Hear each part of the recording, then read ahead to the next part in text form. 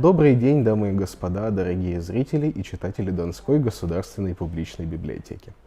С вами Данила Борисов, а значит, вы смотрите «Беседы у камина» с Данилом Борисовым. В этот раз, как видите, мы вернулись к душе нашего проекта, к нашему замечательному камину. Сегодня у нас в гостях Владимир Иванович Козлов, руководитель компании «Эксперт Юг» и некоммерческой организации «Инновационные гуманитарные проекты». Здравствуйте. Добрый день. Сегодня хотелось бы поговорить с вами о недавно запустившемся проекте Prosodia.ru. Как вы его называете, ежедневная медиа о поэзии. Хотелось бы немного углубиться в историю проекта. С чего началось? Как зародилась идея?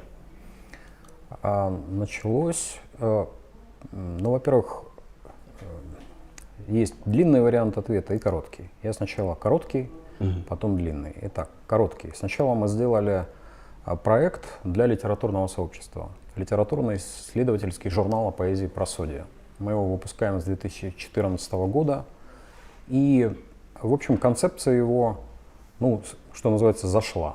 То есть литературное сообщество его приняло. И особенность этой концепции была в том, что журнал больше концентрировался на опыте чтения поэзии.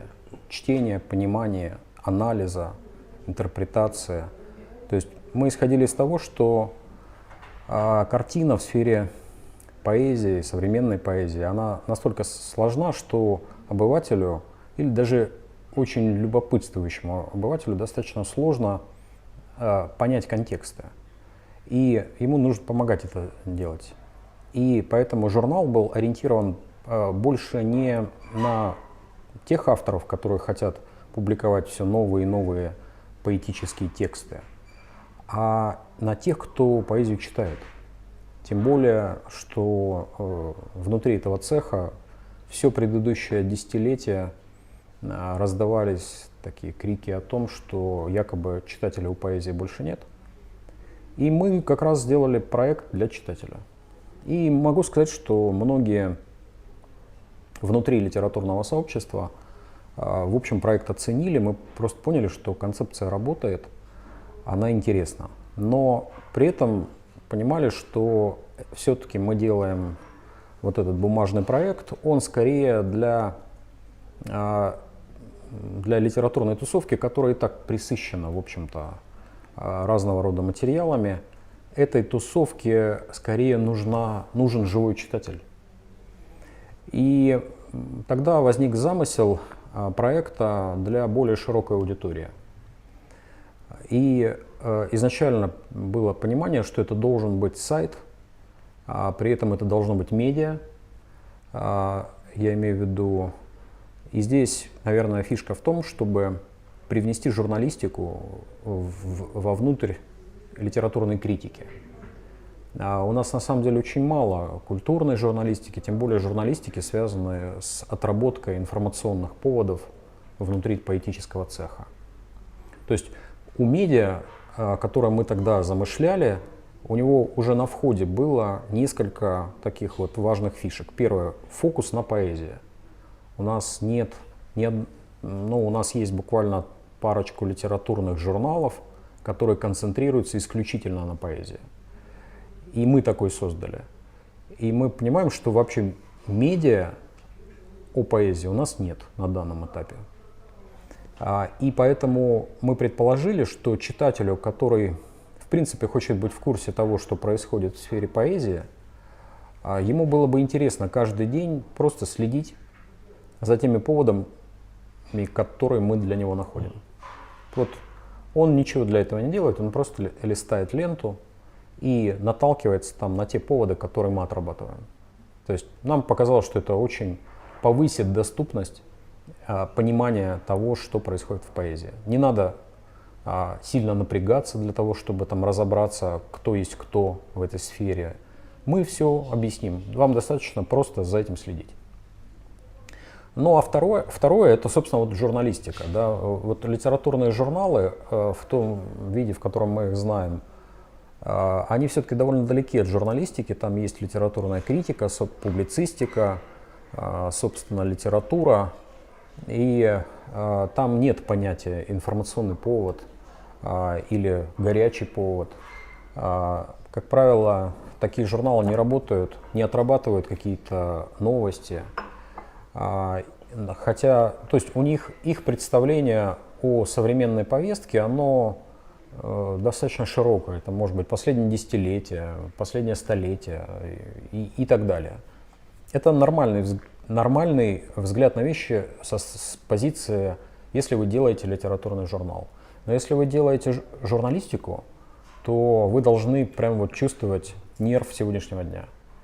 И наш замысел был как раз в том, чтобы добавить немножко журналистики в то, как освещаются информационные поводы, связанные с поэзией.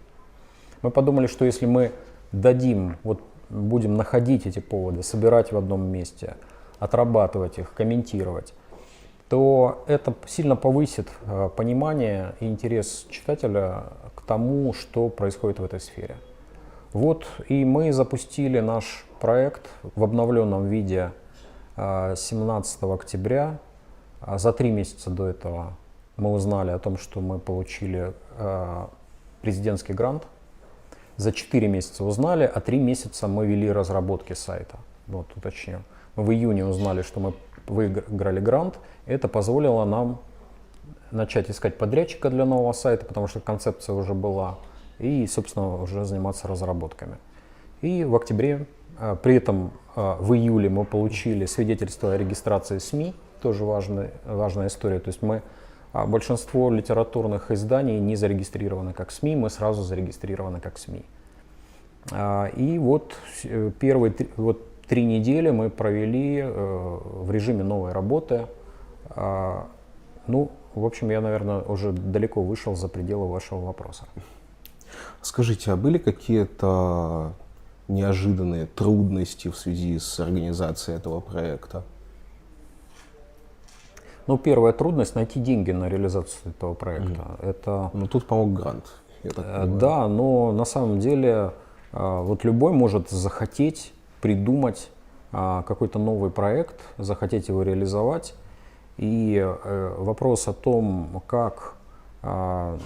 где взять деньги на проект, это важный организационный момент. И здесь действительно мы искали деньги в разных местах, мы подавались на разные конкурсы, но нашли в результате в фонде президентских грантов.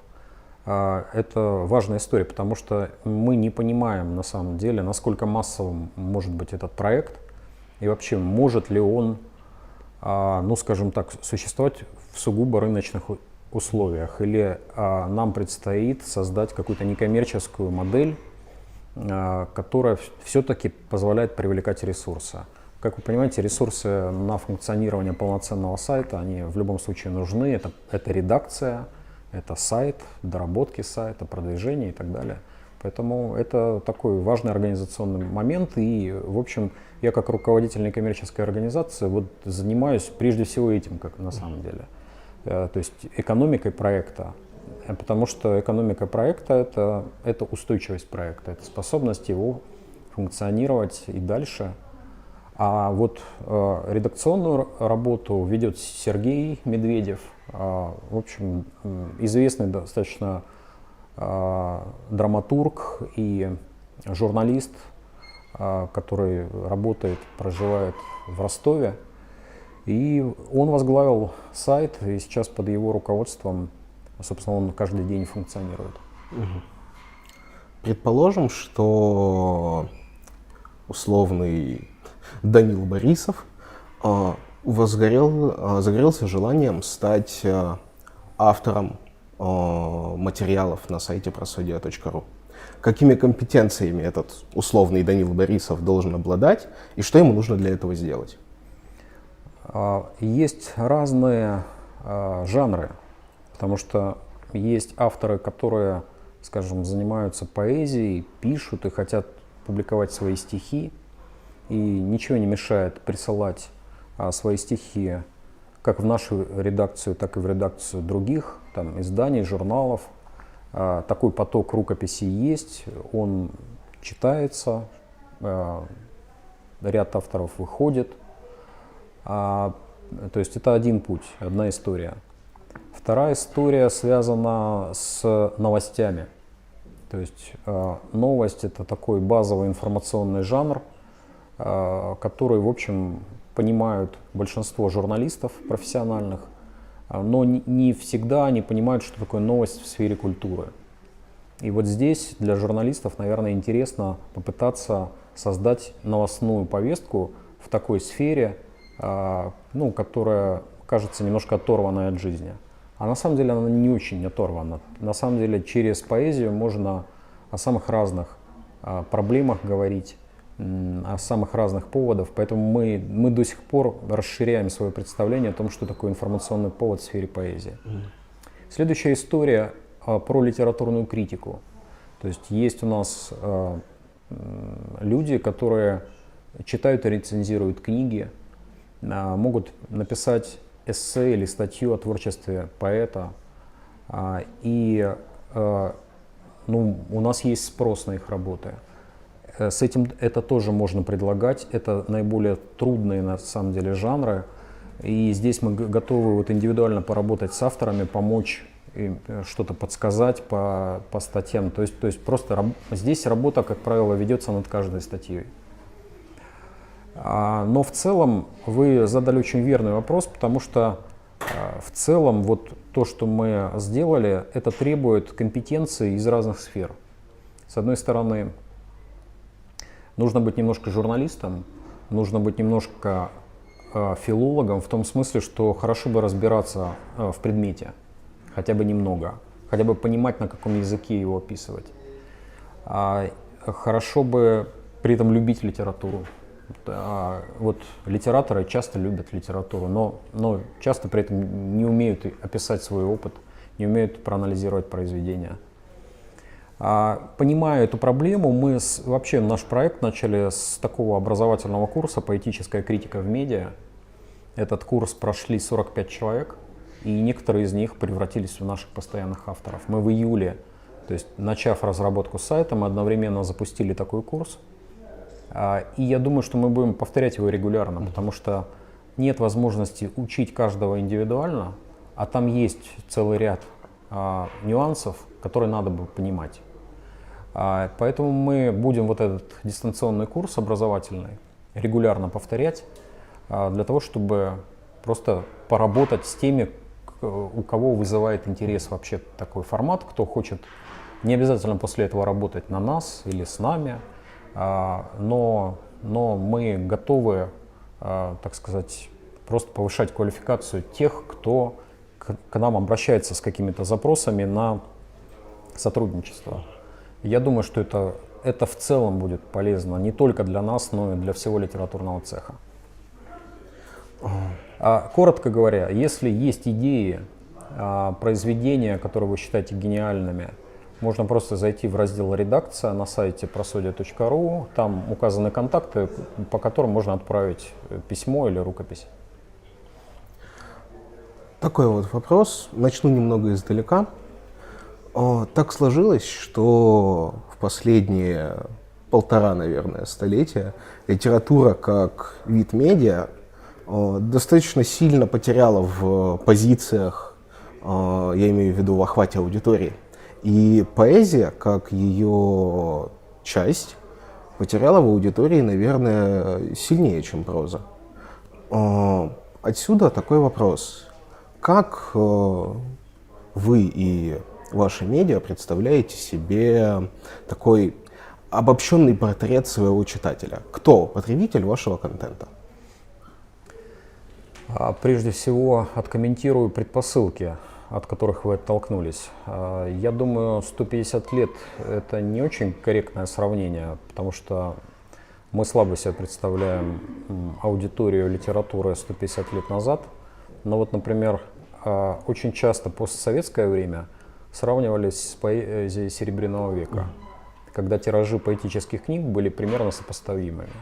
Там, например, Цветаева выпустила свою первую книгу «Вечерний альбом» за свои деньги тиражом 500 экземпляров.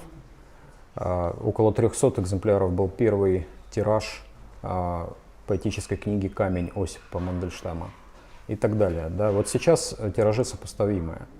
То есть сказать, что ну, была кардинально другая картина, сложно. А вот, например, 30 лет назад картина реально была другой.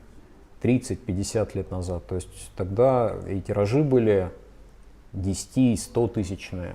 То есть у ведущих литературных журналов тиражи переваливали за миллионный.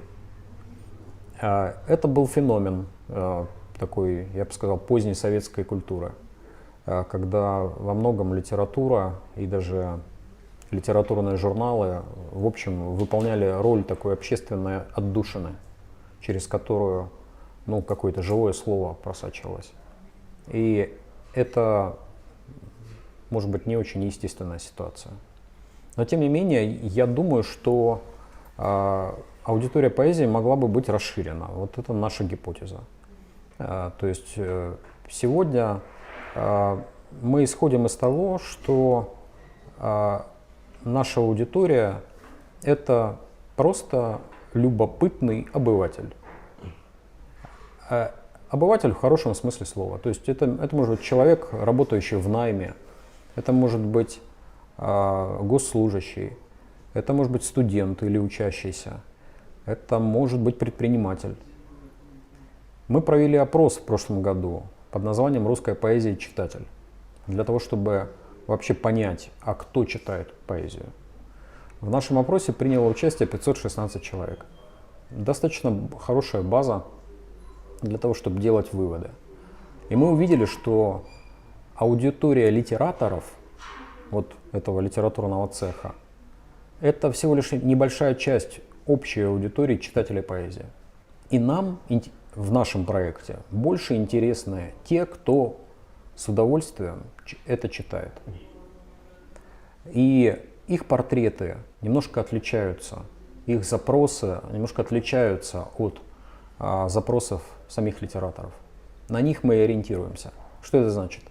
Это значит, что мы стараемся объяснять человеку значение событий, поэтов, объяснять сложные специфические слова, термины. Мы исходим из того, что мы погружены в контекст. И наша задача этот контекст очень доступно объяснить, не теряя при этом своего представления об уровне сложности самого материала. Вот, например, буквально сегодня вышла заметка в связи с днем рождения такого сложного английского поэта Дилана Томаса. Это очень сложный поэт, потому что это такая темная поэтика, которая теряет связность на русском языке. Когда вот переводят текст по-русски, очень сложно понять эту систему образов. А у нас вышла заметка, которая на примере одного стихотворения показала, как это работает. И сразу вот картинка, и я уверен, что даже человек, который не погружен специально в эту область, но испытывает интерес к этому, он в состоянии ее понять, оценить феномен. Вот, собственно, это то, что мы и должны делать в нашем понимании. То есть мы таким образом увеличиваем, повышаем доступность поэзии. И мы так делаем не только с англоязычной поэзией, но и с поэзией вот самых разных стран, и прежде всего, конечно, русскоязычной. Говоря о контексте, для очень многих людей современных в России поэтический контекст заканчивается тем, что преподают в школьной программе. А школьная программа очень редко даже до шестидесятников доходит. Для большинства поэзия кончается где-то в Серебряном веке. Хотелось бы узнать у вас, как у профессионала, лицо современной поэзии как выглядит? Слушайте, насколько я знаю, даже когда я учился в школе, а это было не вчера, Бродский был в программе. Я прочитал Бродского, учась в школе, в журнале «Новый мир». И сейчас он, поверьте, есть в программе. И я уверен, что там есть еще несколько имен, помимо Бродского. То есть все-таки школьные списки, там номинально поэзия присутствует, просто очень часто она остается на заднем плане. Даже в университетских вопросах экзаменационных вы не найдете отдельного вопроса по творчеству Сергея Гондлевского. Этого не будет никогда. Там даже, то есть стараются не давать вот такие. Это очень сложные всегда считаются вопросы. Действительно, поэзии в учебном процессе достается, то есть она номинально представлена, реально, конечно, это довольно сложно преподавать. То есть я думаю, что именно поэтому нужен более современный гид по поэзии. Я думаю, что и представление школьника, конечно, и представление даже выпускника филфака является сильно устаревшим по сравнению с тем, что собой на данный момент современная поэзия представляет. Но проблема ситуации в том, что недостаточно знать там 3-5 имен. Нужно знать 30-50 имен. Многие ли готовы знать 30-50 имен? Это вопрос. Это, скажем, надо знать для того, чтобы иметь более или менее адекватное представление о том, что в поэзии происходит. С другой стороны, ежедневно следя за медиа, которые пишут о поэзии, вы большее количество имен будете. Во всяком случае, они будут вызывать какие-то ассоциации.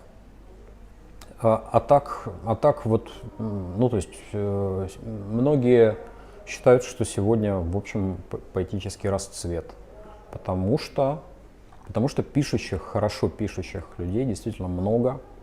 Это доступно книгоиздание, не очень доступен массовый читатель, но все, что нужно для того, чтобы писать и публиковать, издавать книги, это в нашем распоряжении. Поэтому материала достаточно много. То, какая рефлексия по поводу этого материала возникает, вот это проблема. Вы говорили о 30-50 именах. На ваш взгляд, хотя бы 3-4 имени, с которых можно начать погружение через источники, не только через просветительские материалы просодии, но через сами тексты. Я думаю, что знакомство с любым поэтом можно начинать через его тексты. Прежде всего, тут надо понимать, есть у нас целое поколение поэтов, условно, которые вошли в активную фазу еще в 70-е. Там, на самом деле, было несколько поколений, потому что были более официальные, менее официальные, но многие из этих людей еще живы. Например, Высоцкий, Бродский, понятно, нет. Но они из старшего поколения, по сути дела, тоже люди, которые по большому счету по складу своему такие семидесятники. Шестидесятники — это такие оптимисты, которые возьмемся за руки, друзья, а эти уже нет. Эти уже гораздо более противоречивые, гораздо менее социальные. Они уже там гораздо больше частной жизни, внимания к частной жизни, экзистенциальным вопросам. И, в общем, Высоцкий и Бродский вполне относятся к ним. Но это же поколение. Александр Кушнер, чуть помладше Юрий Кублановский, Владимир Кандельсман, Сергей Гондлевский, Михаил Эйзенберг, Олеся Николаева, Олег Чухонцев, конечно, Алексей Цветков, Бахыт Кинджеев. И можно, на самом деле, легко назвать было еще десяток-два. Это все ныне здравствующие и прекрасно пишущие люди. Кто-то больше написал, кто-то меньше, у кого-то были одни активные фазы, у кого-то другие. Кто-то на какой-то период становился модным поэтом, как Пригов. Кто-то так и не стал модным поэтом. Но это люди со своими мирами, очень сказавшие свое слово в поэзии. И с этим можно и нужно знакомиться, если ты интересуешься тем, что реально происходит в поэзии. Ну, есть и более, там, скажем, такие известные имена типа Бориса Рыжего, который стал известен, настолько известен, в том числе благодаря своей трагической судьбе. Есть Денис Новиков, который тоже рано умер, немножко в других обстоятельствах, но тоже, на самом деле, очень высоко ценится, скажем, в профессиональном цеху и так далее. А если говорить о переднем крае, об авангарде современной поэзии, может быть, 3-4 имени перспективных новичков мы бы могли назвать? Это очень уничижающее, на мой взгляд, определение. Перспективные новички, авансы. Это, знаете, что-то из индустрии, каких-то союзов писателей. Мне вот глубоко это не симпатично, да?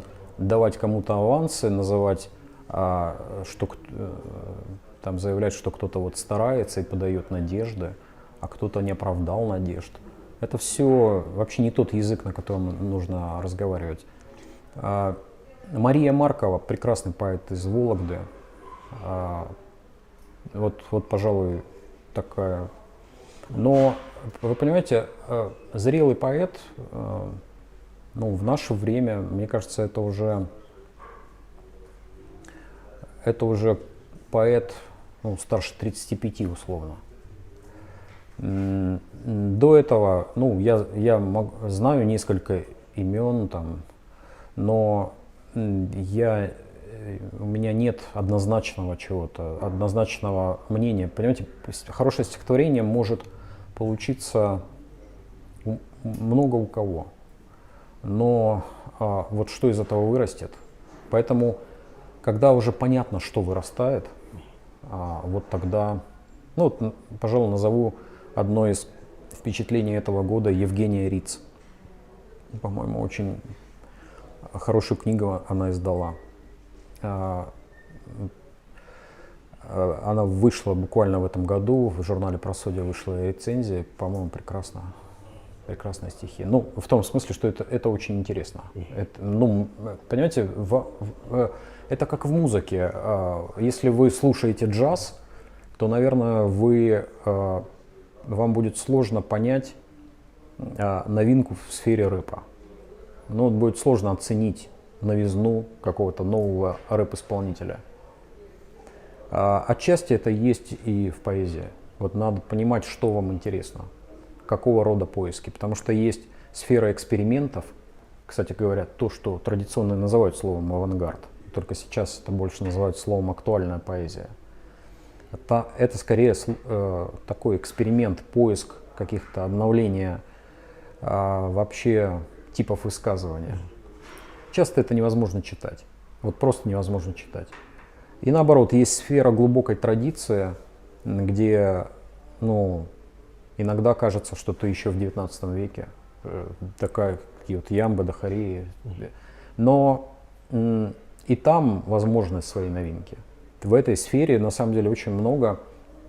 Например, формально говоря, Владимир Гандельсман, поэт, который живет, наверное, в Питере и в Нью-Йорке, это поэт, который может показаться очень традиционным на том основании, что он использует силлаботонику. Но человек, который немножко разбирается в традиции, он понимает, насколько он нов в том, как он ее использует.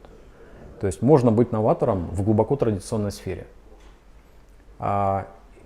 И в этом смысле вот такие случаи, они самые интересные. Когда ты понимаешь, и откуда он, какую традицию человек развивает, и понимаешь, что он привносит своего, как он ее меняет. Вот тогда у человека, у читателя, у наблюдателя остается ощущение, что он понимает вообще сам ход литературного и культурного процесса. Он понимает само направление поиска художника. Он понимает, что вот в какую сторону он движется. Это приносит максимальное удовлетворение. Ну, напоследок я задам традиционный для нашего проекта вопрос. Я бы хотел, чтобы вы попробовали дать 3 самых важных, самых главных, на ваш взгляд, совета для молодого поэта. Молодого поэта. Я бы сказал, первое, не торопитесь. Я, знаете, вот я сам это прошел, и я никогда не был молодым поэтом, к примеру. И я вот ни минуты об этом не жалел, потому что требуется время для того, чтобы понять, что в тебе достойно развития. То есть надо написать свои стихи. Нужно не отвлекаться на всякую, чтобы оно не мешало написать свои стихи. И нужно вот почувствовать, то есть вот, как ни странно, это означает уделять больше внимания, собственно, процессу творчества. Потому что кажется, что есть искушение больше уделять продвижению этого творчества. Но сегодняшний процесс литературный, он все-таки требует реальных находок. И легко вряд ли получится. Хотя, безусловно, дар Божий всегда имеет место, но даже даром Божьим надо распорядиться как-то. Как биография Бродского в исполнении Льва Лосева начиналась фразой о том, как Бродский, ничто не предвещало появление Бродского, по выражению Милоша, но этот человек, пишет Лосев, очень много внимания уделил пестованию своего дара. Вот совет номер 1. Пестуйте свой дар. Второе. Надо читать стихи. Это вот без этого никак не пойдет. То есть если думать, что писать о любви и не знать, что написано о любви, легко попасть в очень смешную ситуацию. То есть есть самородки, которым вот на определенном этапе дано. Но если вот свой дар не пестовать, а пестовать это означает все-таки учиться из самой поэзии, то вот самородок очень быстро поблекнет. Потому что развиваться, скажем так, вот невозможно назвать крупного поэта в современной поэзии, вообще в 20 веке, наверное, который при этом не был бы близким к гениальности читателем стихов. Это человек, который должен уметь читать и понимать стихи. Вот это второй. Ну и, наверное, для того, чтобы читать и понимать стихи, стоило бы проявлять хоть какой-то интерес к филологическому знанию. На мой взгляд, это очень даже не лишнее. То есть у нас есть... Моя позиция вообще такая состоит в том, что поэт, он на самом деле у себя в голове должен иметь свою собственную историю мировой поэзии. Вот желательно, и вопрос только, насколько она будет бедная или богатая. Он должен иметь свое собственное представление о том, как она развивалась, что откуда выходило. И вот это должно в голове сформироваться. На самом деле это не формируется ни за неделю, ни за год, потому что это все-таки очень большие пласты. И вот филологический, искусствоведческий материал, но он помогает вот ощутить этот контекст. На мой взгляд, вы понимаете, без этого контекста все, что пишет поэт, это разновидность рифмованной дневниковой записи. Потому что если он пишет и не понимает, где он в литературном процессе, вот он с кем сейчас ведет диалог, кого продолжает, кого развивает, то он не в процессе. Он просто более или менее удачно сформулировал некое наблюдение за своей или чужой жизнью. Это еще не литература. Литература появляется там, где появляется вот этот диалог с традицией, на мой взгляд. И это, мне кажется, хорошо бы поэту помнить. Владимир Иванович, спасибо вам большое за беседу. Спасибо. Было очень интересно. От лица Донской государственной публичной библиотеки я бы хотел преподнести вам небольшой подарок. Спасибо. Возьмите. Леонид Юзефович замечательный автор. А это, насколько я знаю, одна из лучших книг о российских 90-х годах. Спасибо. Что ж, дамы и господа, спасибо за просмотр. С вами были «Беседы у камина» с Данилом Борисовым. Увидимся в следующем выпуске.